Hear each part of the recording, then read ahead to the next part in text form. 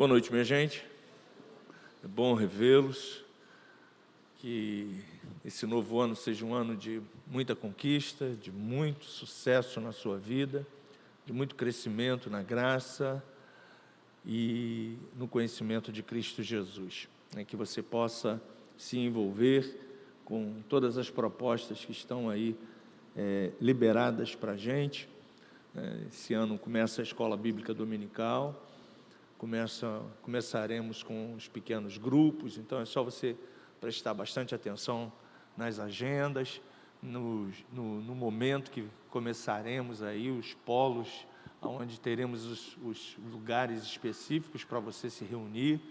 Então vai ser mais uma porta que Deus está estabelecendo para a gente de conhecimento. Nós estamos estudando a carta do apóstolo Paulo à igreja de Filipenses, e essa carta, você sabe que ela fala de alegria, mas o apóstolo, ele, humanamente falando, ele não tinha motivos de alegria, pelo contrário, mas ele encontrava a alegria do Senhor, que era a sua força, num momento tão delicado na sua vida, momento esse que ele estava preso em Roma. Então ele escreveu essa carta em uma de suas prisões. Ele passou várias vezes preso, e essa prisão era sempre por amor ao Evangelho. Então, essa é uma das prisões que também Paulo está preso por amor ao Evangelho, e lá ele escreve essa carta para a igreja de Filipos, que é a primeira igreja europeia. Paulo foi aquele que conseguiu chegar e trazer o Evangelho até nós, o povo ocidental. Ele chegou até a Espanha, e essa é a primeira igreja, então, da Europa, que o apóstolo Paulo implanta. Começou na casa de Lídia, a vendedora de púrpura, era uma empresária, vendia púrpura, e Paulo começou a falar do amor de Cristo para essa mulher, e ela recebeu Jesus no seu coração, e a partir daí, o Evangelho foi se expandindo nessa região. Então vamos estudar um pouquinho mais daquilo que Deus tem para a gente, estabelecido para a gente aí nessa carta.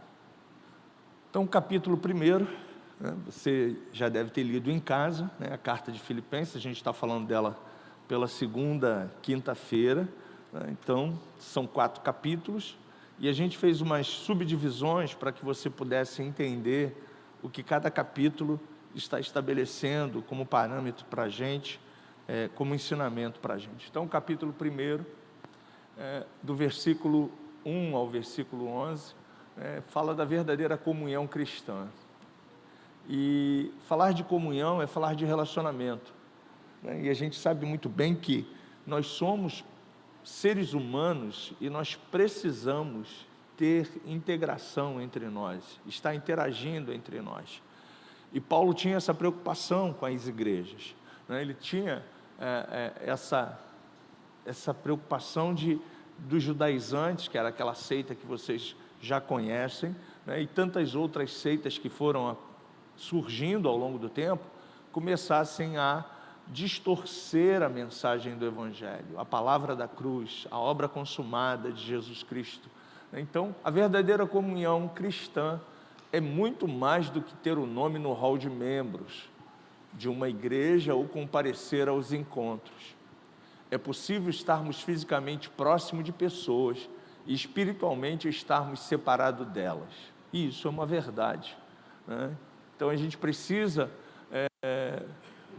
precisamos refletir sobre a nossa comunhão. E comunhão no grego é koinonia. Koinonia fala de estarmos juntos, fala da gente ter a mesma visão, o mesmo propósito, o mesmo objetivo, a mesma meta. Então, tudo isso é fundamental no sucesso de um corpo, no sucesso da igreja de Cristo.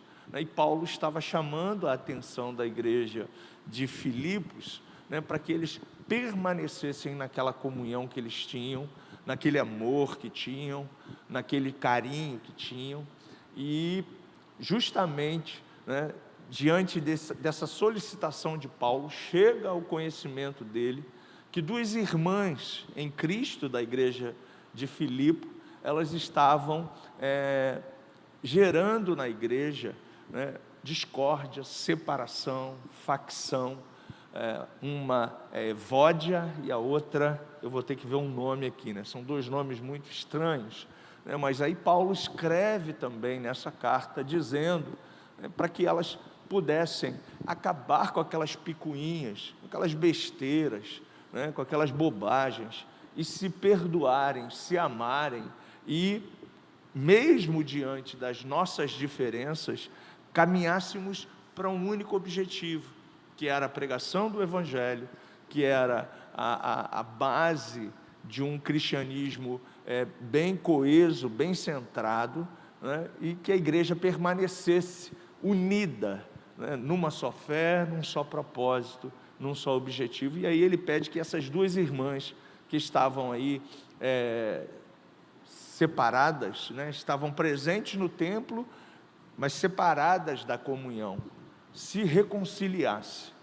E isso é uma artimanha que a gente sabe muito bem que o diabo ele usa, né, ao longo da história do cristianismo, usa dentro da nossa casa, na nossa parentela, né? O diabo ele vem sempre para dividir, para subtrair, e a gente precisa tomar muito cuidado com isso, porque um reino dividido, o Senhor Jesus já disse isso, ele não subsiste. Então uma igreja cheia de divisões, cheia de facções, cheia de partidarismo, ela tem uma tendência a não crescer, a não prosperar. Por quê? Porque um puxa para um lado, outro puxa para o outro, um diz uma coisa, outro diz outra coisa. Então a gente precisa ter o mesmo parâmetro doutrinário, a gente precisa ter a mesma fala que você vai escutar lá na escola bíblica dominical, é a mesma que você escutará nos nossos sermãos dominicais, nos nossos estudos às quintas-feiras, é a mesma instrução que você terá nos pequenos grupos, até porque a gente precisa andar juntos, a gente precisa ter a mesma linguagem espiritual. Então Paulo estava tratando dessa necessidade também nessa igreja, que começou a ter esses problemas. Pessoas faziam parte do hall de membros, pessoas faziam parte daquela comunhão, daquela comunidade, mas estavam divididos entre si. E é importante, né, a gente manter um bom relacionamento com as pessoas, é importante a gente ter esse amor pelas pessoas, e a comunhão cristã, ela é bíblica, por isso que o diabo odeia tanto uma igreja unida. A Bíblia diz isso lá, logo no início da antiga aliança, você tem o salmista falando de unidade. O salmista Davi foi o cara que unificou o Estado de Israel. As 12 tribos até então, até o momento que Israel decolou como nação, eram divididas. Haviam príncipes em cada tribo, mas Davi, ao se tornar rei de Israel, né, ele foi o primeiro a conseguir conciliar e a unir todas as 12 tribos, os 12 príncipes, numa nação. E a partir desse momento ele escreve Salmo 133. Ó, quão agradável e precioso é que os irmãos vivam em união. É como óleo precioso que desce sobre a cabeça, sobre a barba de Arão. Ali, na unidade, ordena o Senhor a sua bênção. Então, quanto mais integrados os ministérios, o corpo de Cristo, sabendo que cada um de nós, como corpo, temos uma função dentro da igreja, a gente unidos, trabalhando todo mundo para o bem-estar do reino de Deus e da pregação do Evangelho, quem vai ganhar é o reino, quem ganha é o reino. Então é importante a gente entender isso, né? Que desde o momento, lá no apoio, né, no domingo, quando a gente aluga aqueles 2 espaços ali, você deixa o seu carro lá, e você já é recepcionado lá pelaquela equipe, aqueles irmãos já fazem parte da mesma visão, do mesmo propósito, do mesmo objetivo. Quando você passa pelos portões e é cumprimentado por um casal à sua direita, à sua esquerda, lá no Geração Vida tem um casal também para receber os seus filhos. Tudo isso faz parte de uma engrenagem do corpo, para que você seja bem recepcionado, para que a sua família seja bem acolhida, e quando você passa por essas portas, já tem introdutores para colocar você numa poltrona, para arrumar um lugar para você. Tudo isso é um trabalho de equipe. Eu não posso fazer tudo isso sozinho, os ministros não podem fazer isso sozinho. É o corpo de Cristo que faz com que as pessoas, ao chegarem aqui, o pessoal da recepção, que atende lá no balcão, todo mundo tem uma participação para que todo mundo unido possa fazer com que o culto aconteça, as coisas aconteçam, e as pessoas que chegam sejam bem acolhidas, sejam bem recebidas, e tenhamos um reino de Deus abençoado nesse lugar, uma parte do reino de Deus abençoada nesse lugar. Então, entenda que a comunhão é fundamental, e quanto mais unido a gente estiver, mais a manifestação da glória de Deus será derramada.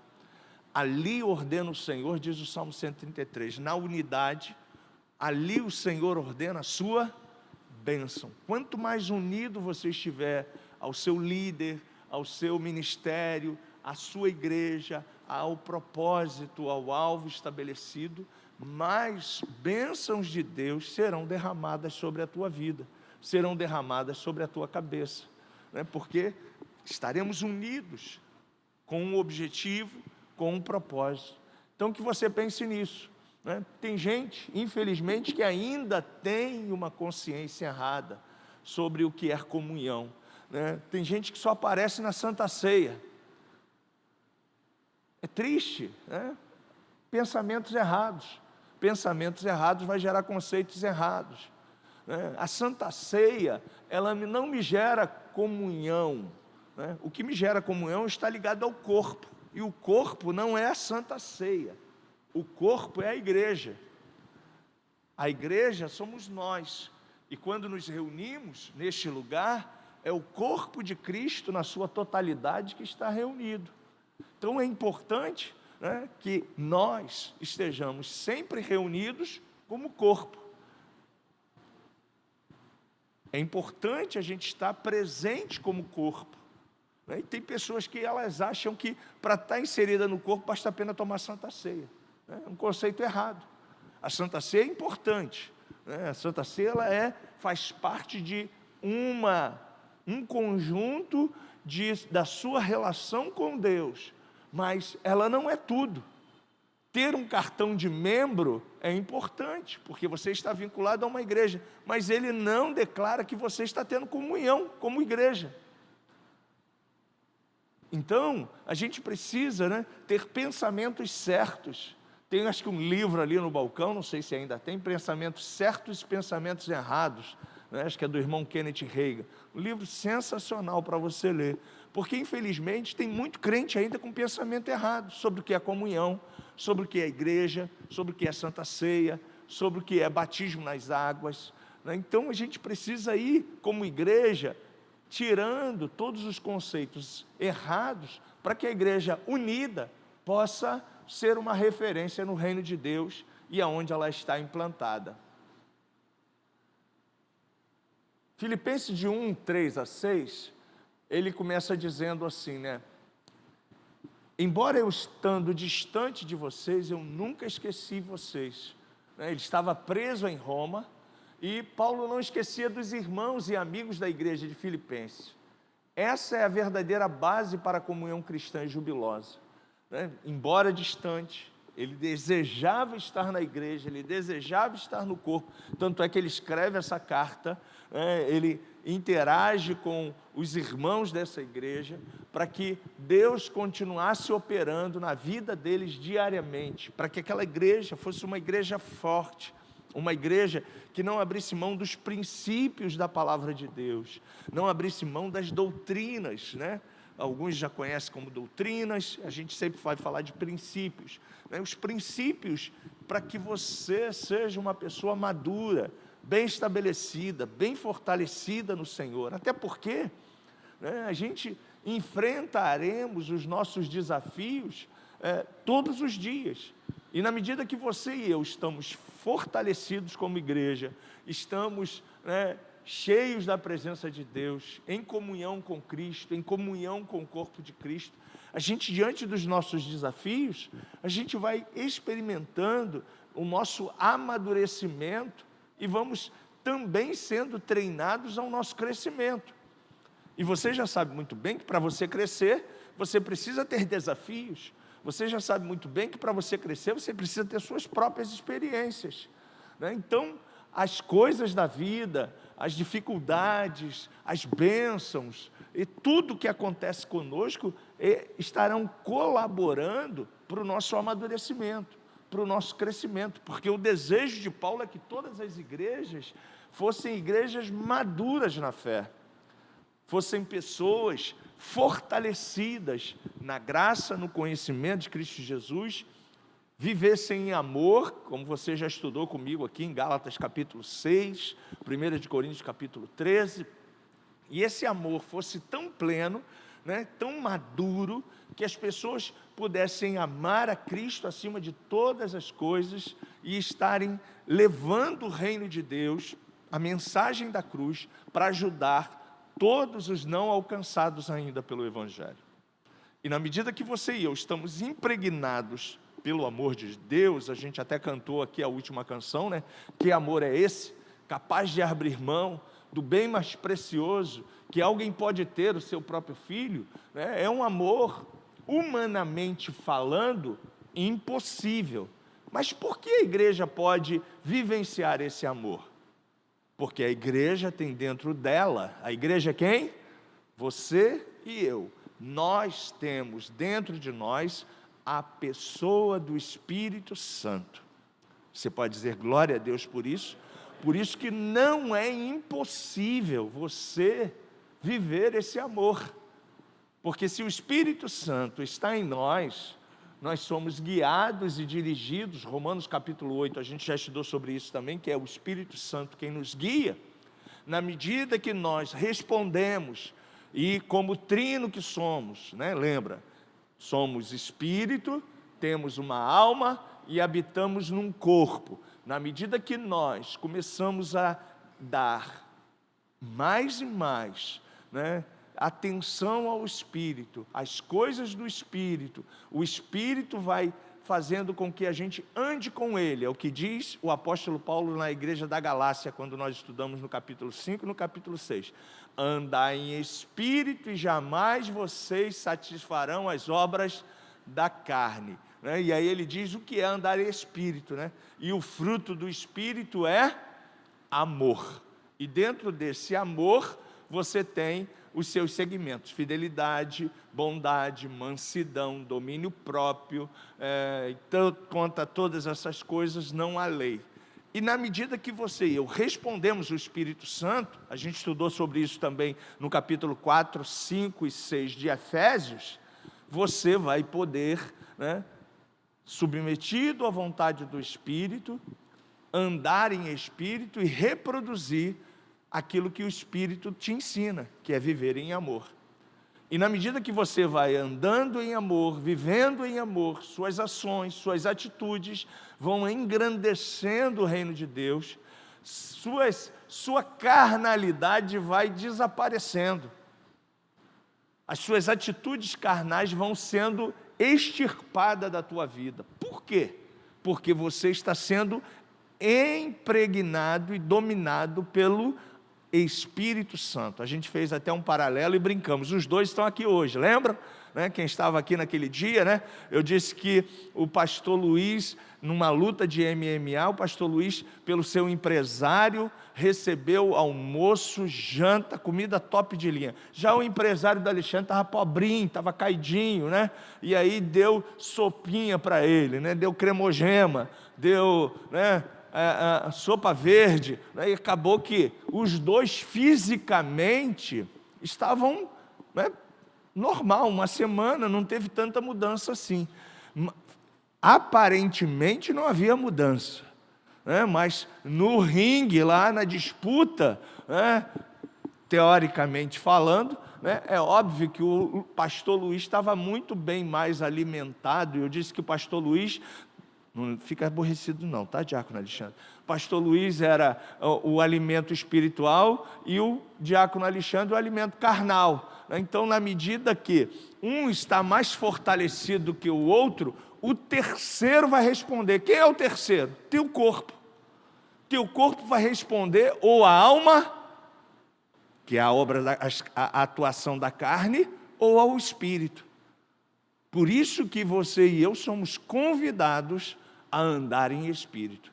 Pastor, mas eu trabalho, eu tenho meus afazeres de casa, eu tenho o meu emprego, a minha empresa, eu consigo andar em espírito fazendo as minhas coisas seculares? Claro que sim. Se Paulo diz, orando em todo tempo, com toda oração e súplica, é óbvio que você consegue em todo tempo, as 24 horas do seu dia, andar em espírito. Simples assim. Pastor, e como eu então oro 24 horas por dia? Simples. Estou orando aqui. Estou pedindo para Deus abençoar o diácono Alexandre, abençoar o diácono o Zé. É possível, sim. Agora, é claro, é uma constante luta, porque lá fora, você e eu somos convidados a viver em que modalidade? Em que ação? Em que momento? De que forma de comportamento? Lá fora nós somos convidados a sermos e a vivermos conforme o mundo. Mas Paulo também nos ensina, não vos conformeis com este mundo, mas transformai-vos pela renovação do vosso entendimento. Você e eu temos entendimento. Nós nascemos da água e do Espírito.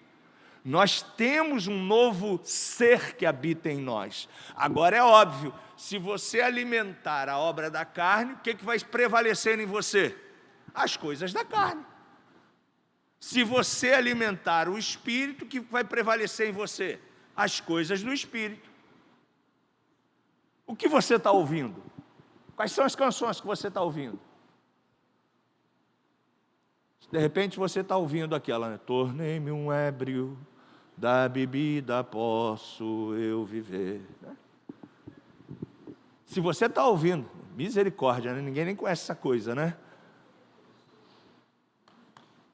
Se você está ouvindo uma coisa assim, você já está na fossa, né? Está deprê. E aí você já passa no corredor do mercado e vê lá, né?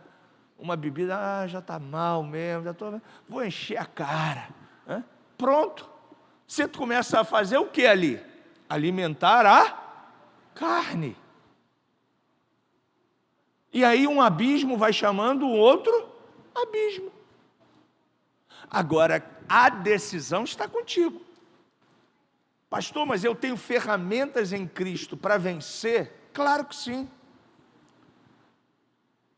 Efésios a gente estudou. De vez em quando eu vou voltar para você relembrar, porque nem todo mundo vem na sequência dos estudos e eu não sei se você escuta em casa.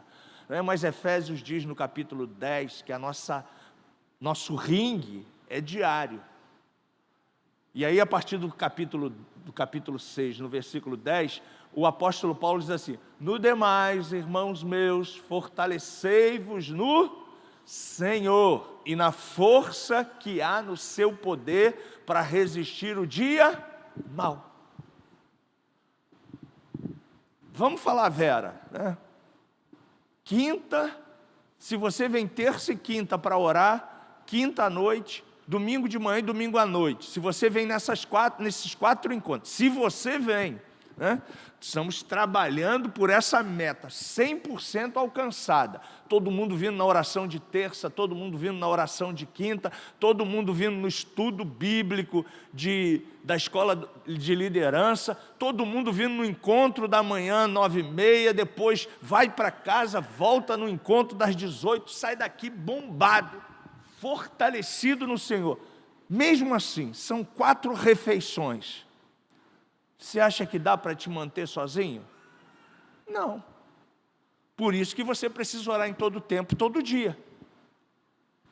Porque se você ficar só na oração de terça e de quinta, tu já está alimentando a carne. Eu já estou alimentando a carne. Por isso que Paulo nos orienta, orando em todo tempo. Acordou? Oração. Foi comer? Oração. Está na rua? Estou orando. Estou de bobeira? Estou trazendo à memória aquilo que me dá esperança. Jeremias fala sobre isso. E o que vai me trazer esperança? O que vai me trazer força? O que vai me dar graça? É a comunhão com a igreja e trazendo à minha memória toda a revelação da palavra de Deus. Vou te dar um exemplo claro. Se você é um profissional formado, se você não fizer atualização constante hoje, em 2 anos você está fora do mercado. Não é assim? Por exemplo, quem faz unha, todo ano tem novidade. Tem francesinha, tem agora desenho, né? É manicure, né? Tem desenho, tem uma coisa que bota gel, tem uma que bota uma unha por cima da unha. São técnicas, são cursos que essa pessoa tem que fazer para se tornar um profissional qualificado no mercado de manicure. Não é verdade? Porque senão a pessoa vai ficar no basicão. Eu sei passar o esmalte lá, a base, sei tirar a cutícula e ponto final. Esse profissional está o quê? Está sobrevivendo. Mas, se você quer algo a mais, você não vai nele. Se você quer uma unha postiça, se você quer uma unha desenhada, se você quer isso, aquilo outro, você, mulher, vai procurar esse outro profissional que está atualizado. A mesma coisa no cabelo, né? Vamos usar o pessoal aí, né, do serviço, né? Cabelo, você quer fazer um cabelo diferente. Se a sua cabeleireira não se atualizou naquele dia que você precisa fazer um cabelo diferente para um casamento do seu filho, e para ir, de repente, num outro lugar, para fazer uma nova técnica, se ela não se atualizou, você vai até sentir muito, mas você não vai ir naquele lugar. A gente não pode parar, gente. Na vida espiritual, não adianta, aceitei Jesus, pum, está tudo bom. Não, está não.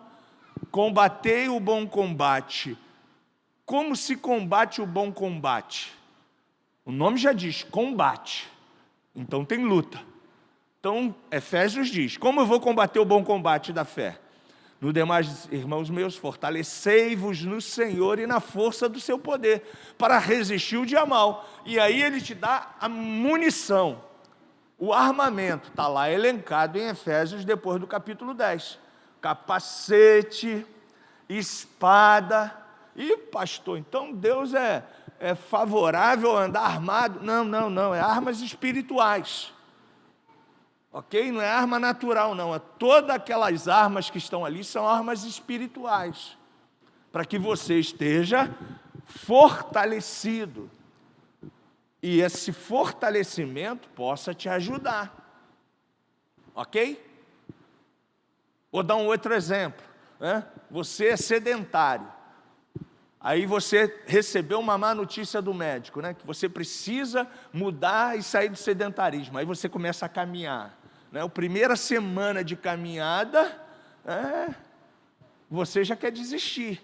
Mas aí o médico diz para você, não permaneça, continue fazendo, vai melhorar, vai melhorar. Aí você vai vendo os resultados, tanto os resultados físicos, quanto os resultados internamente no seu corpo. Você começa a respirar melhor, você começa a comer menos, né? O seu nível de comportamento começa a mudar. Se você estava entrando num processo de depressão, você começa a ver que o exercício físico te ajuda a diminuir aquela carga depressiva, e aí você vai vendo, caramba, né? Embora eu saia 2 horas depois, ou 1h30 depois da caminhada, todo doído, todo cansado, todo suado, está valendo a pena. E o que você faz? Deveria fazer, né? Vai permanecer fazendo, porque aquilo está te ajudando. aquilo está dando qualidade de vida para você. A mesma coisa no mundo espiritual, gente. Deus, quando te salvou, Ele tem uma ascensão para você. A vida cristã não é para você andar assim, numa linha reta, nem andar para baixo. É para você subir. Agora, para você crescer, você precisa se submeter ao Espírito. E isso é possível, porque Ele está dentro de nós. Ele não está ausente. Ele vive dentro de você. Ok? Então, Paulo está dizendo isso, olha, mesmo distante, eu tenho no meu espírito a convicção de que eu semeei uma boa palavra, que eu trouxe isso bem claro a vocês, que vocês têm isso arraigado no coração de vocês. E o tempo vai passando, e a gente não pode ir esfriando, pelo contrário, na medida que você vai aumentando a sua caminhada no tempo cristão, como cristão, você precisa estar subindo, porque o objetivo de Deus é que você amadureça, cresça e chegue à estatura de varão e varoa perfeito.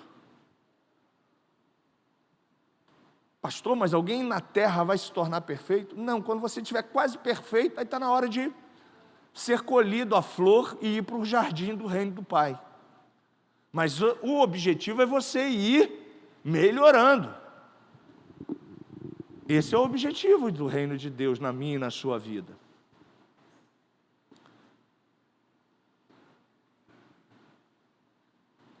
E aí, querido, a oração é fundamental. Isso que você está fazendo aqui, trazer à memória a palavra de Deus. Lâmpada para os meus pés é a tua palavra, e luz para o meu caminho. Então, a palavra de Deus é fundamental. Não tem outro alimento para você encher o seu espírito. É palavra de Deus e uma vida submissa ao Espírito Santo. E uma vida submissa ao Espírito Santo, o Espírito Santo vai produzindo em você o fruto do Espírito. E aí eu quero lembrar a você que o fruto é para ser consumido. Não adianta você guardar o fruto do amor, porque como fruto secular, uma banana depois de uma semana, o que aconteceu com ela?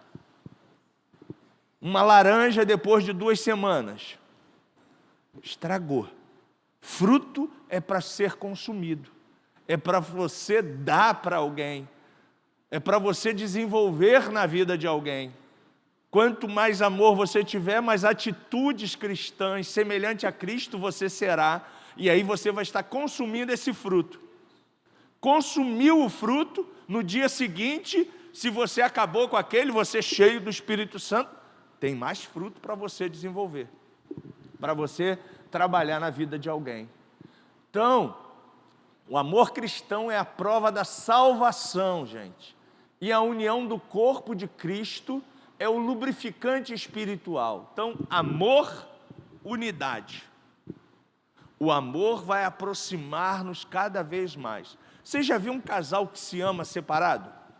Não. Não é verdade? Então, o amor faz com que a gente esteja unidos, ligados. O amor vai fazer com que a gente, mesmo tendo pensamentos diferentes, vivendo em famílias com formações diferentes, a gente esteja unidos, cheios da graça de Deus, e unidos no corpo, nós vamos fazer com que as coisas aconteçam. E é algo que Deus, faz em nós e por meio de nós. E aqui tem uma referência que a gente precisa ler, 1 de João 3,18, embora a gente esteja falando de Filipenses. Mas o apóstolo João, ele é o apóstolo chamado o apóstolo do amor. Então, você estudar o Evangelho de João, você estudar as cartas do apóstolo João, você vai estar sendo enriquecido por Deus, pelas revelações que Deus tem colocado no coração do apóstolo João sobre o amor.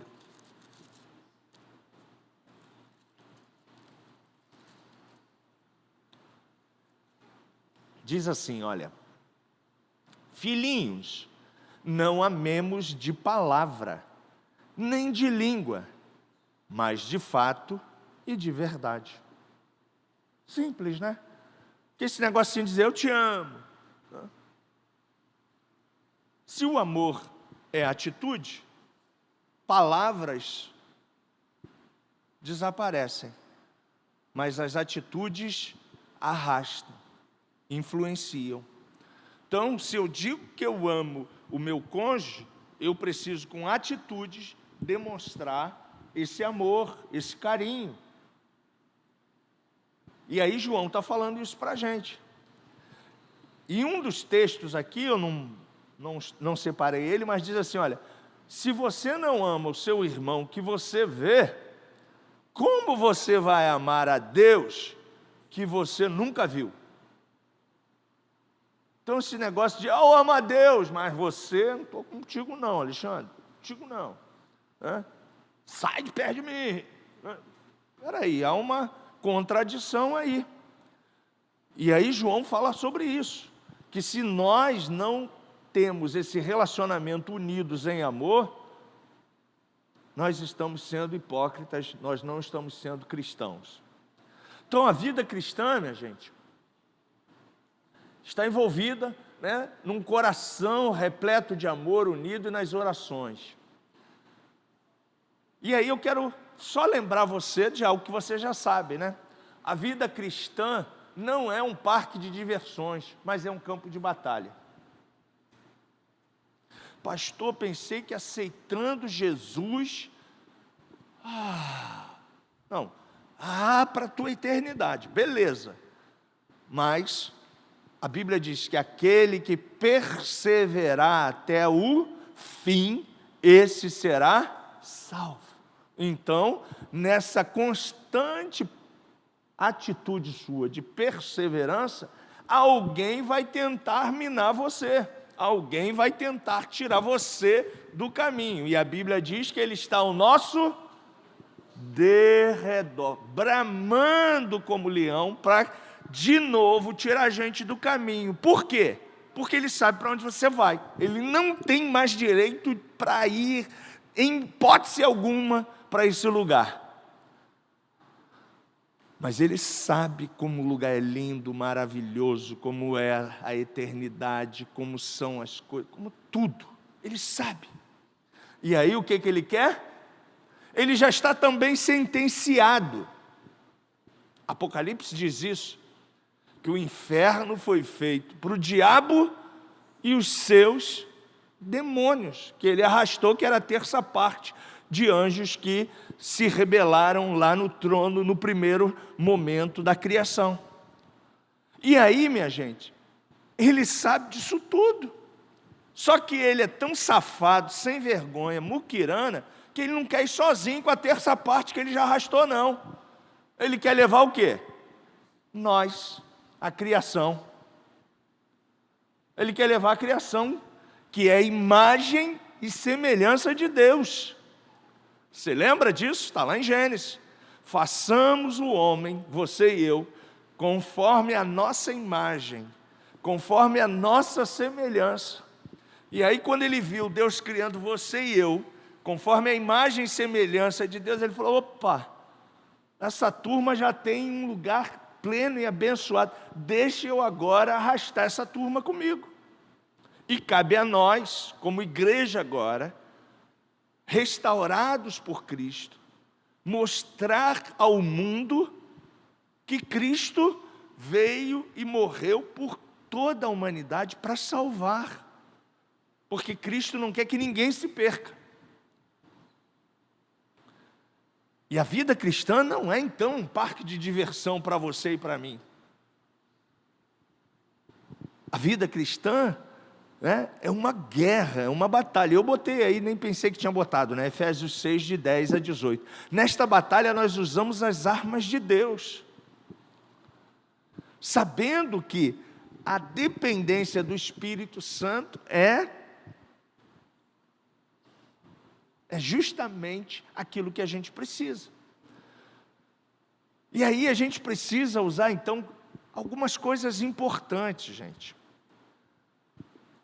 um comportamento cristão coerente. A gente precisa cooperar com Deus, foi aquilo que eu disse para você, né, quando nós estudamos Efésios. A nossa relação com Deus é de cooperação.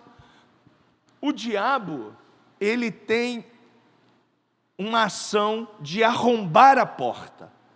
Deus nunca vai arrombar a porta da sua vida. Ele vai dizer para você o seguinte, ó: eis que estou à porta e bato. Se você abrir, eu entrarei e cearei contigo. Isso quer dizer que Deus nunca vai fazer nada sem o meu consentimento. E na medida que a gente vai cooperando, que é o consentimento, a gente vai buscando as coisas de Deus, a gente vai se relacionando com Ele. Quer ver um exemplo? Acho que eu já dei esse exemplo aqui, vou dar de novo. Começa a fazer um jejum semanal. Todo domingo você vem em jejum para a igreja. Você vai ver como você vai entrar aqui bombado. Sério. Porque você está alimentando quem? O Espírito. Agora venha 2 domingos resmungando, aborrecido, reclamando da vida, reclamando do salário, reclamando da igreja, reclamando dos irmãos. Você vai ver como é que você vai entrar aqui. Com o coração cheio de raiva. O culto vai ser horroroso para você. Porque a boca fala daquilo que o coração está cheio. Então, se eu estou cheio de uma dessas duas ações, eu vou reproduzir essa ação.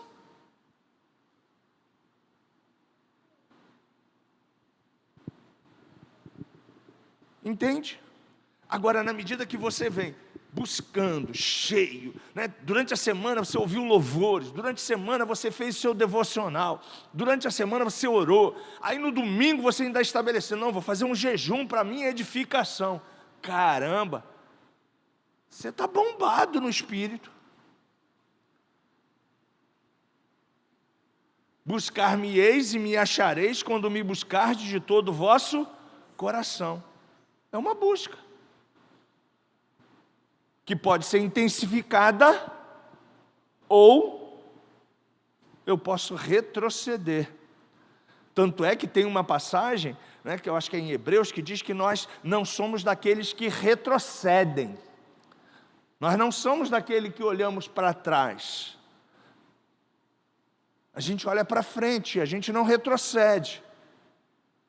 Porque se a gente começar a olhar para trás e retroceder, a nossa vida vai dar ruim, gente.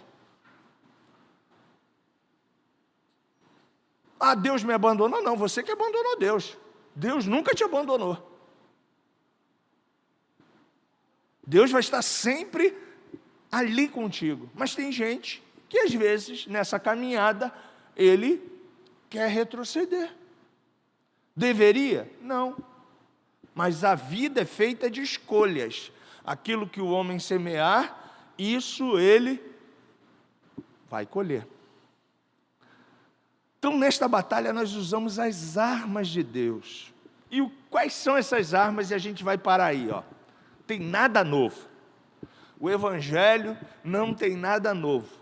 A gente usa um pouco da roupagem, modifica um pouco a roupagem, traz uma tela de PowerPoint, bota as coisas em PDF, faz uma escola bíblica dominical, faz um PG. Mas se você comeu feijão com arroz, você vai crescer. Porque foi assim que a igreja cristã cresceu no princípio, a igreja neotestamentária. Tinham tudo em comum. Estavam todos os dias reunidos, um na casa do outro, para falar mal do outro? Não, não tinha nem igreja. Mas todos os dias estavam um na casa do outro, em oração, em intercessão, em busca, E aí vai, gente. Ó, nesta batalha, usamos as armas de Deus. E quais são as armas de Deus? A palavra, a oração e a dependência do Espírito Santo. É isso aí, gente. Tem nada novo. Tudo já foi revelado. Tudo já foi liberado para você. E aí o que você precisa fazer? Ser coerente, tendo um comportamento condizente, cooperando. Como um time, temos nossas funções para um bem comum, a vitória da equipe, a sua vitória, a minha vitória. E a confiança. Não há o que temer, porque se a gente confia em Jesus, a vitória já é nossa. Pelo seu sangue, diz Apocalipse, você já é um vencedor. Agora não esqueça,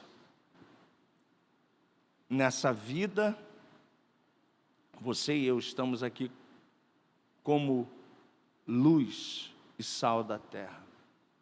E na medida que você se enche do Espírito Santo, a tua iluminação vai florescer cada vez mais, vai iluminar cada vez mais. Mamãe dizia uma frase que eu fiquei com ela: diga-me com quem tu andas, e eu direi quem tu és. Com quem você está andando? Se você está andando com o Espírito Santo, com as armas de Deus, você será luz aonde você estiver. A decisão é nossa. Que Deus possa te abençoar, que você possa entender, né, que, pastor, mas eu ainda não estou lá nessa vibe toda. Tem problema não. Dá um passo de cada vez. Ok? Dá um passo de cada vez e Deus vai te ajudar. A dia após dia, você chegar a essa estatura, né, e dizer como Paulo, não mais vivo eu, sou apaixonado por essa frase, mas Cristo vive em mim, e as obras que agora pratico para glorificar o Filho de Deus. Você e eu chegaremos a essa posição. Você está afim de ir lá comigo nessa posição? Não era só para o Paulo não, gente, é para a gente também.